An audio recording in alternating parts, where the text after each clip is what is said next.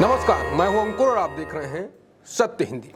भारत की चुनावी राजनीति में एक बार फिर हलचल मच गई है और इस बार वजह कोई विपक्षी नेता नहीं जिसे हमारी गोदी मीडिया और बड़ा वर्ग अनदेखा कर दे और कहे कि मेहनत नहीं कर पाते और दोष लगाते रहते हैं।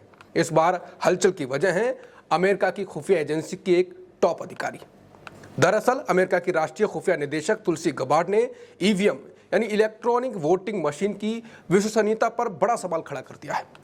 उन्होंने साफ कहा ईवीएम में हेरफेर हो सकता है और यह भी कहा कि अब समय आ गया है कि बैलेट पेपर पर लौटने की जरूरत है।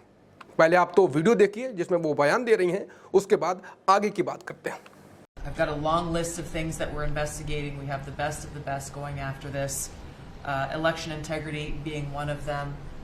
We have evidence of how these electronic voting systems have been vulnerable to hackers for a very long time.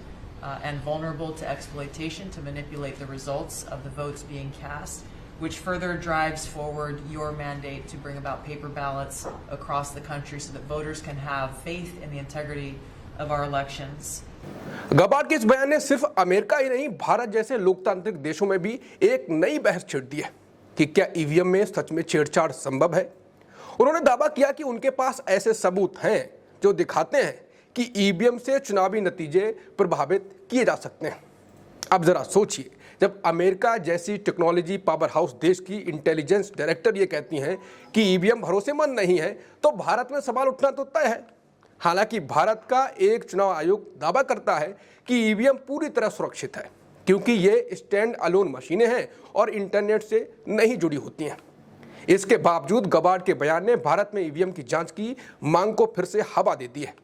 Bharat का जो विपक्ष है वो ईवीएम को लेकर लंबे समय से सवाल उठाता रहा है। कांग्रेस अध्यक्ष मल्लिकार्जुन खड़गे ने हाल ही में इसे फ्रॉड सिस्टम करार दिया था और कहा था कि ऐसा सिस्टम बनाया है जिससे विपक्ष को नुकसान होता है और बीजेपी को फायदा।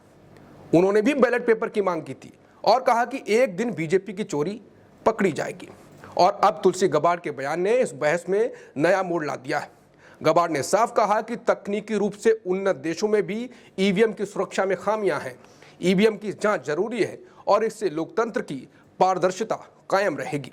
भारत में ईवीएम को लेकर विपक्ष बार बार एक ही बात दोहराता है, वीवीपैट की पूरी तरह से काउंट उसको क्यों नहीं किया जाता है, क्यों नहीं की जाती है हर वोट की ऑडिटिंग।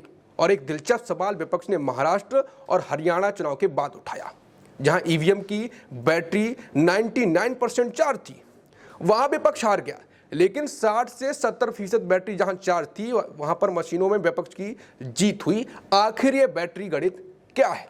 लेकिन अब जब एलन मस्क पहले ही ईवीएम पर संदेह जता चुके हैं और अब तुलसी गबार्ड भी खुलकर बोल रही हैं, तो अब भारत में ईवीएम बनाम बैलेट पेपर की बहस फिर जोर पकड़ रही है।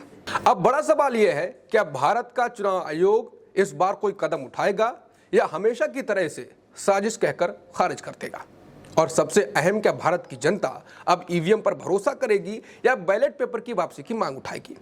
आपकी क्या राय है, ईवीएम में भरोसा है या नहीं है, कमेंट में जरूर बताएं। आप देख रहे हैं सत्य हिंदी, जहां सवाल पूछना है जरूरी। वीडियो पसंद आया हो तो लाइक करें, शेयर करें और अभी तक सब्सक्राइब ना किया हो तो सब्सक्राइब करें। हमारी खबरों से आप चूक ना जाएं, इसलिए बेल आइकन का बटन जरूर दबाएं और वीडियो का नोटिफिकेशन पाएं। नमस्कार।